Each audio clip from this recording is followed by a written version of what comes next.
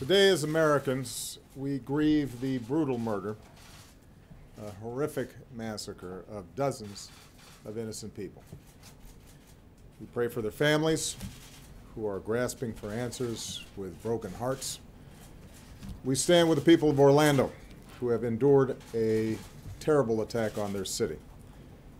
Although it's still early in the investigation, we know enough to say that this was an act of terror and an act of hate. And as Americans, we are united in grief, in outrage, and in resolve to defend our people. I just finished a meeting with FBI Director Comey and my Homeland Security and National Security advisors. The FBI is on the scene and leading the investigation in partnership with local law enforcement. I've directed that the full resources of the federal government be made available for this investigation. We are still learning all the facts. This is an open investigation.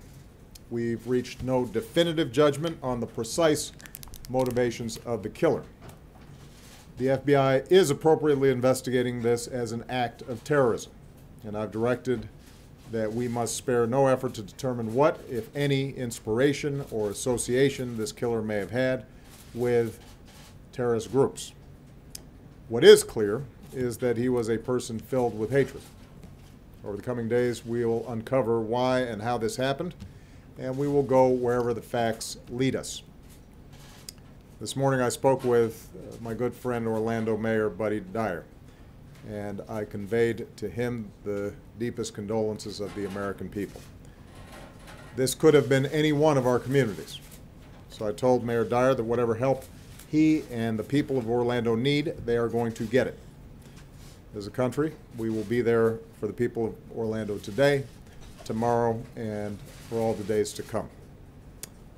We also express our profound gratitude to all the police and first responders who rushed to harm's way. Their courage and professionalism saved lives and kept the carnage from being even worse. It's the kind of sacrifice that our law enforcement professionals make every single day for all of us, and we can never thank them enough. This is an especially heartbreaking day for all of our friends, our fellow Americans who are lesbian, gay, bisexual, or transgender. The shooter targeted a nightclub where people came together to be with friends, to dance and to sing and to live. The place where they were attacked is more than a nightclub. It is a place of solidarity and empowerment where people have come together to raise awareness, to speak their minds, and to advocate for their civil rights.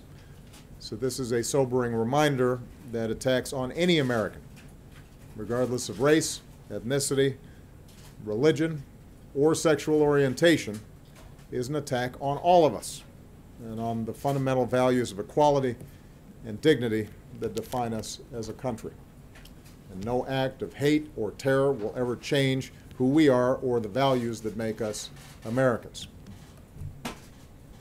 Today marks the most deadly shooting in American history. The shooter was apparently armed with a handgun and a powerful assault rifle. This massacre is therefore a further reminder of how easy it is for someone to get their hands on a weapon that lets them shoot people in a school or in a house of worship or a movie theater or in a nightclub. And we have to decide if that's the kind of country we want to be. And to actively do nothing is a decision as well.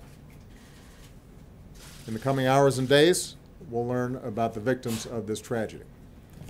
Their names, their faces, who they were, the joy that they brought to families and to friends, and the difference that they made in this world. Say a prayer for them, and say a prayer for their families.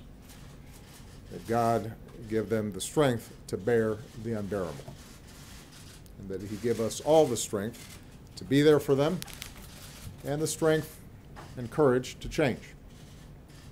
We need to demonstrate that we are defined more as a country by the way they live their lives than by the hate of the man who took them from us. As we go together, we will draw inspiration from heroic and selfless acts. Friends who helped friends, took care of each other, and saved lives. In the face of hate, and violence, we will love one another. We will not give in to fear or turn against each other. Instead, we will stand united as Americans to protect our people and defend our nation and to take action against those who threaten us. May God bless the Americans we lost this morning. May He comfort their families. May God continue to watch over this country that we love. Thank you.